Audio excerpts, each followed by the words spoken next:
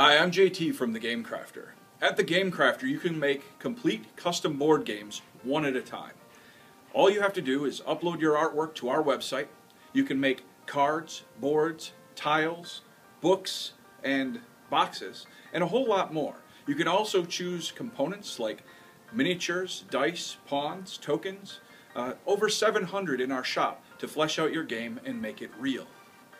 After that, about a week later, you'll get your game in the mail. It's that simple. More than 3 years ago, when we started this service, we had no idea how ecstatic you would be about a service that makes board games. But your adoption has been incredible.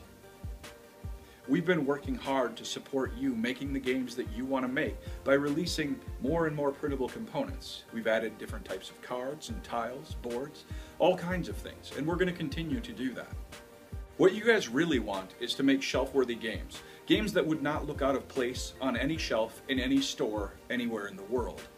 We've been working to support you in that effort by coming out with new packaging options. First we released our large game box, then the medium, and we've added a whole lot of tuck boxes, and most recently we added the small Pro game box. We need your support to realize this goal. We want to make shrink wrapping on every package that comes out of the Game Crafter free for everyone forever. But in order to do this, we need to raise the money to buy a professional shrink wrapping machine, and that's where you come in. We have created many support levels.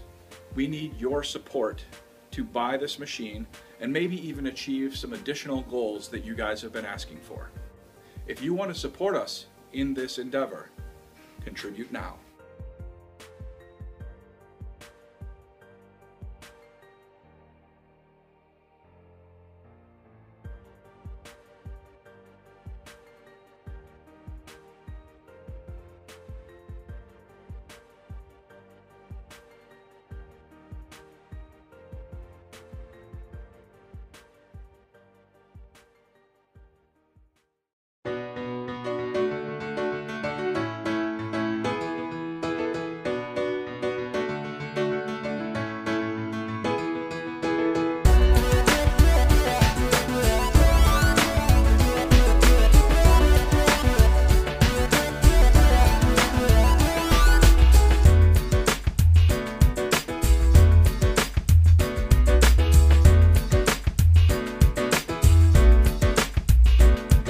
Hello and welcome to the Gamers Table Independent Edition. It is Friday and we're reviewing Scarborough Fair. We're all going to Scarborough Fair. You're going to say it with me, so now you can say it with Ken, that's for sure. No, start playing the music. Our introduction here. Scarborough Fair is a resource-selling game for 2 to 4 players. Players will buy and sell four resources: parsley, sage, rosemary, and thyme. They will set the prices that they sell each resource at, place merchants in tents, and buy victory points to give them the lead. But the customer is a shrewd shopper, so don't raise your prices too high, or you'll be left holding resources that you can't sell. Pick the prime locations, corner on market, or undercut your opponents to win. Don't let somebody buy all the stuff out of the market. You will get hosed. Yeah. Don't spend all your money and then have too high of a price. You will get hosed.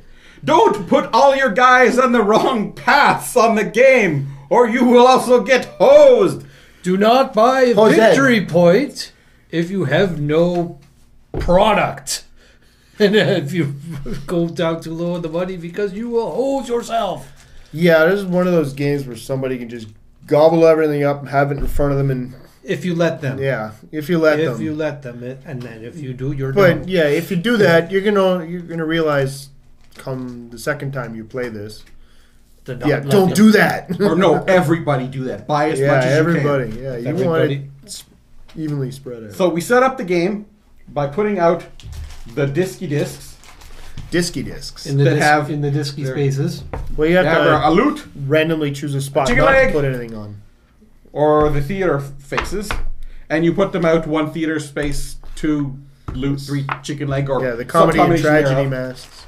And you get your dude that you randomly place somewhere on the board. The one place that one of the discs is not is where he goes, or something like that. I can't remember for sure.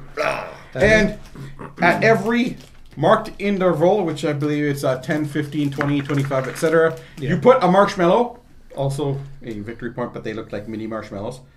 And those are bought by whenever you feel like buying them. Don't throw them in your As one of your hot actions. chocolate. Yes. And every person will take turns. On your turn, you reveal the customer card. You take an action. There's 4 different types of actions. You can place a merchant. You can adjust your prices. You can buy a victory point. Or you can buy product. And the product being the various spices: parsley, sage, rosemary, and thyme. Once you take the action, you move the customer the shortest distance. If there's an equal distance, you get to choose which path. The first merchant it encounters is the first merchant it buys that it buys off, unless there's a lower price further down, and then they'll go to the lowest price first, and then it tries to buy the amount of product according to the card. So this card, the customer would go to the chicken leg, and the customer is looking for 2 rosemary. If there's nobody selling rosemary, then I guess the customer's not going to be able to buy rosemary. It's that simple. Every time the customer goes to whatever indicator is on there, you then flip it over to the other side. Because I know it might have been seeming like, well, once you've set them out, it's obvious he's always going to go in this path. No, it keeps changing. So it goes from chicken leg to theater. It goes from chicken leg to musician, or it goes from musician to chicken leg. It goes from theater to chicken leg, back and forth. So he's always going different ways. You want to be careful not to buy a victory point too early to leave yourself without the cash in order to buy the product, in order to sell to the customer, in order to get more money to buy the victory points. If you buy 1 victory point too early, you're not going to be buying any more victory points because you've just given up your entire cash flow. This game is all about manipulating the market. Yep. Yeah. Manipulate the customer. As long as you got goods to sell, you're going to be able to buy victory points. And when that last victory point is bought up, game ends. Whoever's got the most victory points wins. And in the case of a tie, it goes by how much product you have left. Very simple game. You have access to all of your workers right from the start, so there's no having to do any kind of hassle about Most them. gold, not product. Your action is What? Said most. It's most gold, not product. Oh, it's gold. Never Yeah, mind. not cubes. Most gold. Most money you got left. wrapping up for Scarborough Fair. Are you going? To Scarborough Fair? I think that's about as much as we can do without getting sued for saying it. I don't know. We're not making any money off of this anyway. So, yeah. Theme. You are selling goods at a market, trying to get the customer to buy your stuff. Sure. It's a little thin, but it is there. And it's typical. If you guys have heard stuff from me, I work at a farmer's market during the warm month of the year. And yeah, throughout the day, what are their price down there? Their price. Well, let's take our price down by $1 then, you bastards. Taking the food right out of our mouths. Easy to play. Yeah, pretty easy to play. It's it's the don't let somebody buy up all the stuff. Buy as much as you can. Try and buy a variety, and try and get your guys on as many paths as possible. So no matter where the guy is going, he's going to buy from you. Fun to play. Yeah, it can be, again, unless you get into the situation where you've overextended yourself and you've got no money and no goods and you won't be able to recover from it. And then it becomes I got nothing to do. Yeah, I'm just are you burning my win turn. Yet? Burning a turn, Yeah. burning a turn, hoping, come on, there's something that's come up that I can come back from this, and there just doesn't seem to be. Excuse me. There is no catch-up mechanism. No. If you dig your hole, you're in it. Yeah. It's sort Yeah. of a life simulation in that way. So, the board looks good. The parts look good. It's Game Crafter, quality stuff. Everything is well done. It's by the same author that did the Altero series, which is Of Power and Glory, of Feast and Famine, and of Mice and Men. What the Pride and Policy. That was Policy, that's yes. what the third one is. Anyway, so fairly solid game, but like we said, that there is that hole if somebody buys all the market stuff. But that's, again, don't let them do it. So It's part of the game. I give Scarborough Fair a 6. It's not a bad little game. Again, like the keep stating, don't let someone run away with the market there and buy everything up on you. But once you get past that, that's pretty much all there is to it. Just spread your guys around and that. But when it comes to the components and that, it's the usual Game Crafter components, nice little wooden cubes and chips so you put your stickers on and that. The graphics on the board, like his other games, are pretty decent. The tables around here are nice and crisp and clear and that. It's just, again, the background art on this one's not all that exciting or anything like that. It looks like a bunch of candy on the board or something. I don't know. But again, if you're going to do graphics, I don't know if you're using Photoshop to create these images or not, but try them and do them a little bit larger image and more resolution, because if you blow it up, it's still going to keep its crispness or not. So I find that with a lot of the artwork on the independent games, is like not making the images large enough, so when they do get blown up, they're all fuzzy in it. But other than that, I just don't find the replayability in this, for me, all that great. I just can't quite get into this one. I prefer his other games, the series, so it's just going to be a 5.5 for this one. The first game I played was fun because I got to manipulate the market and totally shaft Craig, and that was fun. After that, it was more even because it's sort of like, don't let Chris dominate the market. You need to buy stuff. You need to dominate the market as much as Chris, or at least try. And that balances the game out. And that was a far more balanced game. And with any game, you can... Well, there's a lot of games you can dig a hole into. And not get yourself out. But I kind of like it. One complaint I have about this game, but I have any game that has a tracking around the board is... It tends to get knocked. Oh, what number was I on? Where was I? But that happens with any.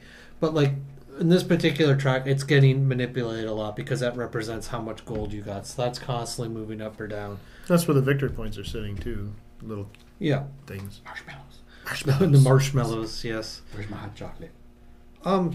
It's a very straightforward game. The paths where you just have the one tent is a very favorable spot, because if you get your merchant down there, then it's locked. You have that path, and nobody else has the option to that path. So, it's a balanced game if you're playing with balanced players. I give Scarborough Fair a 6.5. So that's it for this episode of the Gamers Table Independent Edition. Tune in next Friday, when we review another independent game. Guys, that's what we do. And fool around. Bye.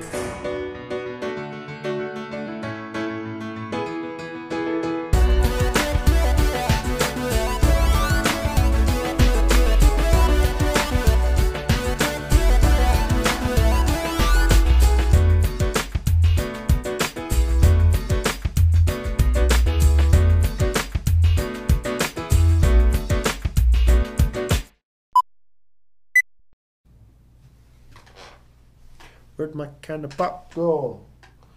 My can of pop disappeared. And I leave it up in the other room. Oh well. I give Scarborough Fair. There's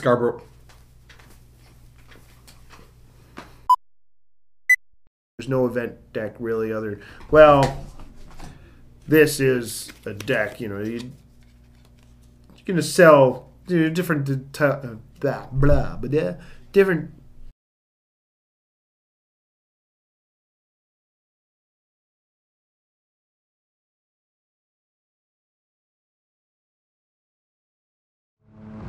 Now, Seek Soft Hand, we bring you provisions. Kill! Soft Hand's hurt! He's not hurt. He's dead. Shut up, Far. He's dying. I'm amazed he survived this long. We've been tricked. Someone has been ahead of us every step of the way. I name you Thief of the Scroll. They killed Will Strongarm! I saw them! Oh, I'm sure they'll try for me next! Trace? Blackwings? Oh, Simeon! Why did you have to take everyone from me? Ah!